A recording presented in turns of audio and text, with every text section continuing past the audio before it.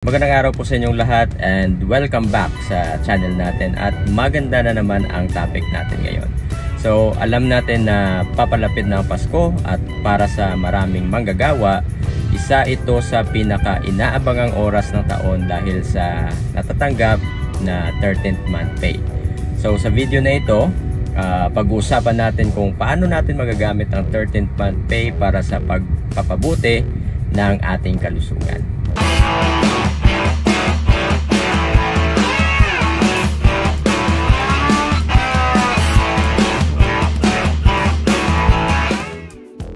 Alright, so welcome back guys, and para sa mga hindi pa nakakaalam, ang 13th month pay ay isang obligadong benefit para sa mga manggagawa sa Pilipinas na may regular na sahod. So ito ay katumbas ng isang buwang sahod at kadalasan natatanggap bago ang Pasko. So napakalaking tulong nito sa mga gastusin tuwing holiday season, pero pwede rin itong gamitin para sa ating health. Alright, so bakit hindi natin subukang maglaan ng bahagi ng 13th month pay para sa mga pangangailangan sa kalusugan? Right, so ayon sa mga eksperto, ang pagkakaroon ng mas maayos na kalusugan ay nagpapataas ng ating productivity at quality ng buhay. So ito ay isang napakahalagang investment. So unang-una, pwede nating ilaan ang bahagi ng pera sa pagkain na masustansya. So alam naman natin na ang tamang pagkain ay mahalaga para sa ating kalusugan, pero kadalasan mas pinipili pa rin natin ang mga pagkaing mga instant, mga cheap na mataas sa salt and sugar.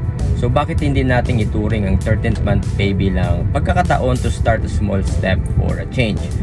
Gumastos tayo para sa mga prutas, gulay at iba pang mga pagkain na quality, rich sa vitamins and minerals.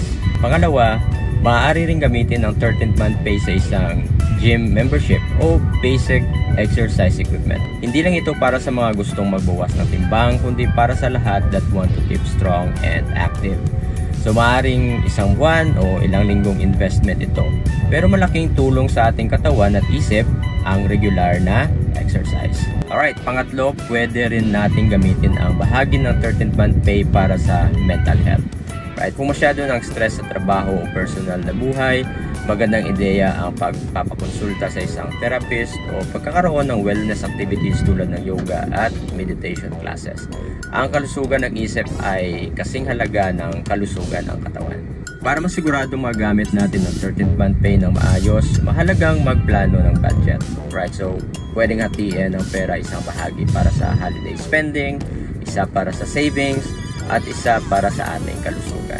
So ang tamang pagpaplano ay makakatulong para maging mas maayos ang ating finances at maiwasan ang overspending. Alright, so panghuli, related din sa mental health, huwag natin kalimutan ang bonding time kasama ang pamilya o mga kaibigan. So makakatulong ito sa ating kaligayahan at emosyonal na kalusugan. Maaaring mag-set up ng mga activity na kasama sila tulad ng outdoor activities, hiking o simpleng gathering na may masustansyang pagkain. So kabuuan guys, ang 13th month pay ay hindi lang basta-bastang bonus. Maaari itong maging simula ng mas malusog at mas masiglang pamumuhay. Sa tamang paglalaan ng perang ito, mabibigay natin sa ating sarili ang mga pangangailangan sa kalusugan na minsan ay dinidisregard na natin ito bilang investment sa ating kinabukasan. Alright, so dito na lang muna ang ating kwentuhan. Kung may mga ideas po kayo na gustong idagdag, paki-comment na lang po. Make this holiday season a healthier one. Alright, so siya nga pala, may mas marami pang bonus na matatanggap ngayon at planong bumili ng mga running shoes, panoorin nyo ang video na ito. Alright, so stay safe, stay fit, and see you on the road.